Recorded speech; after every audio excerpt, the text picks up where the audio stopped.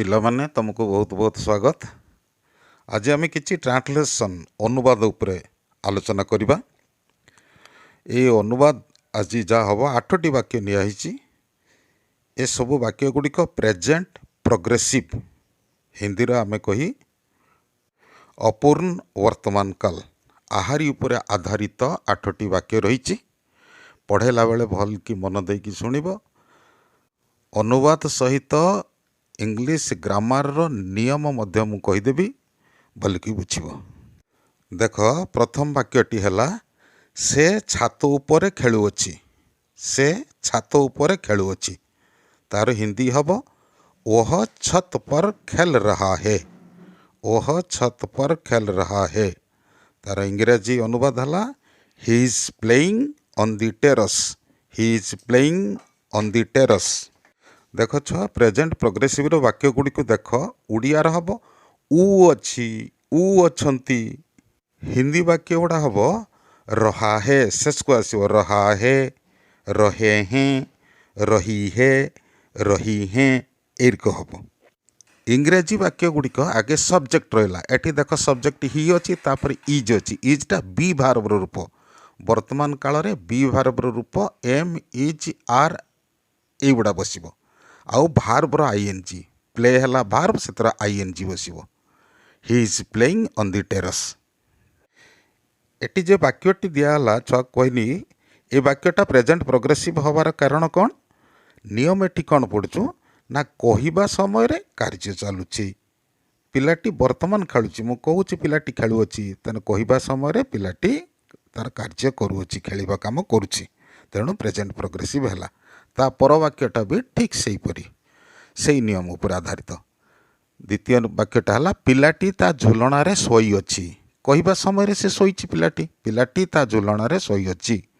ହିନ୍ଦୀ ହେବ बच्चा अपने पालने में सो रहा है। पालना, पालना का अर्थ है झुलना, दोली। छुआ माने जो कटी कटी छुआ माने जो शुअती दोली। इंग्राजी अनुवाद है the boy is sleeping in his crib. The boy is sleeping in his crib. तापर वाक्यटा को देख, मु वर्तमान कटकरे रहुअछि। मु वर्तमान कटकरे रहुअछि। हिंदी हब मैं इस समय कटक में रह रहा हूँ। मैं इस समय कटक में रह रहा हूँ। इंग्रेजी अनुवाद hub I am living in Cuttack at present. I am living in Cuttack at present. एठी नियम नागिले छुआ टेम्पोरारी सिचुएशन। टेम्पोरारी सिचुएशन माने अस्थायी अवस्था, अर्थात तमें सबुदिने कटकरे रुहनी, मात्र वर्तमान तुम रहीच किछि दिन, 2 दिन 5 दिन मासे पाई रहीच। एई क्षेत्र रे हुए प्रेजेंट प्रोग्रेसिव। तापर वाक्य को देख, मो साइकेल खराब हो जाइछि। मो साइकेल खराब हो जाइछि, तेणु मु चाली चाली स्कूल को जाउछि। तार हिंदी हला मेरी साइकिल खराब हो गई है। हो जाइछि एटा परफेक्ट रो बसला। मेरी साइकिल खराब हो गई है, इसलिए मैं पैदल चलकर स्कूल जा रहा हूँ।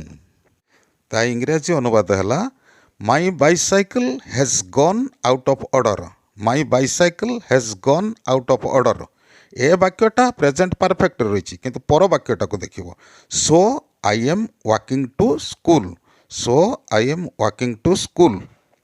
ए वाक्यटी मध्य टेम्पोरारी सिचुएशन, अस्थायी अवस्था, अर्थात तुम सबुदिन स्कूल को चली चली जाओनी। तुम साइकेलटा खराब हो जाइए, तेणु तुम चल चलिका दिन की 2 दिन की आज की जाऊच, चल चलिका स्कूल को जाऊच। ए टेम्पोरारी सिचुएशन, तेणु प्रेजेंट प्रोग्रेसिव है I am walking to school. यही वाक्यटा को देखिए। नेक्स्ट तापर देख 5 नंबर वाक्य, मो साइकेल सब बेले खराब हो जाउछि। मो साइकेल सब बेले खराब हो जाउछि।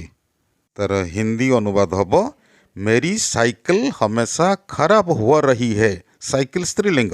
मेरी साइकिल हमेशा खराब हो रही है। इंग्रेजी अनुवाद hub my bicycle is always going out of order.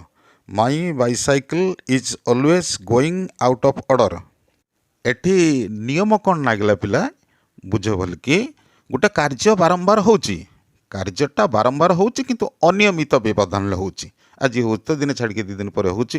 ଏରକ କାର୍ଯ୍ୟ ବାରମ୍ବାର ଏବଂ ଅନିୟମିତ ବ୍ୟବଧାନରେ ହେଉଥିବ ଏବଂ ଯେ ଲୋକଟି କହୁଛି କହିବା ଲୋକ ତା ବିରକ୍ତି ଭାବ ପ୍ରକାଶ କରୁଥିବ, ସେଇଟା ପ୍ରେଜେଣ୍ଟ ପ୍ରୋଗ୍ରେସିଭ୍ ହେବ। ମୋ ସାଇକେଲଟା ସବୁବେଳେ ଖରାପ ହେଇଯାଉଛି, ଗୋଟେ ବିରକ୍ତି ଭାବ ଆସିଛି। ତା ପର ବାକ୍ୟଟି ଦେଖ, ଏଟା ବି ମଧ୍ୟ ଏଇ ନିୟମ ଉପରେ ଆଧାରିତ। ସେ ସବୁବେଳେ ମୋ ସହିତ କଳି କରୁଅଛି। ସେ ସବୁବେଳେ ମୋ ସହିତ କଳି କରୁଅଛି। ଏଠି ବିରକ୍ତି ଭାବ ପ୍ରକାଶ ପାଉଛି। ସେ ସବୁବେଳେ ମୋ ସହିତ କଳି କରୁଅଛି। ହିନ୍ଦୀ ହେବ ଓହ ହମେଶା ମୁଝସେ ଝଗଡ଼ତା ରହତା ହେ। ଓହ ହମେଶା ମୁଝସେ ଝଗଡ଼ତା ରହତା ହେ। ତାର ଇଂରାଜୀ ଅନୁବାଦ ହେବ he is always quarrelling with me. He is always quarrelling with me. ତାପର ବାକ୍ୟଟାକୁ ଦେଖ ପିଲେ, ଓଡ଼ିଆ ହେଲା ପାଗ ଭଲ ହୋଇ ଆସୁଅଛି। ପାଗ ଭଲ ହୋଇ ଆସୁଅଛି। ପାଗ ଭଲ ହୋଇ ଆସୁଅଛି। ତାର ହିନ୍ଦୀ ହେବ ମୌସମ ବେହତର ହୋ ରହା ହେ। ମୌସମ ବେହତର ହୋ ରହା ହେ। ତାର ଇଂରାଜୀ ଅନୁବାଦ ହେବ the weather is changing for the better. The weather is changing for the better. Present progressive ହେଲା। ଏଠି ନିୟମ ହେଲା ଚେଞ୍ଜିଂ ସିଚୁଏସନ୍। ଚେଞ୍ଜିଂ ସିଚୁଏସନ୍ ଅର୍ଥ ଅବସ୍ଥାର ପରିବର୍ତ୍ତନ। ଗୋଟେ ଜିନିଷ ଏଟା ସବୁବେଳେ ବଦଳୁଥିବ, ପରିବର୍ତ୍ତନ। ତା ପର ବାକ୍ୟଟି ଦେଖ, ଏଇ ନିୟମ ଉପରେ ପଡ଼ିଛି। ଦିନକୁ ଦିନ ଦରଦାମ ବଢ଼ିବାରେ ଲାଗିଛି। ଦିନକୁ ଦିନ ଦରଦାମ ବଢ଼ିବାରେ ଲାଗିଛି। ହିନ୍ଦୀ ହେବ कीमतें दिन व दिन बढ़ रही है। कीमतें दिन व दिन बढ़ रही है। कीमत स्त्रीलिंगटा। कीमतें दिन व दिन बढ़ रही है।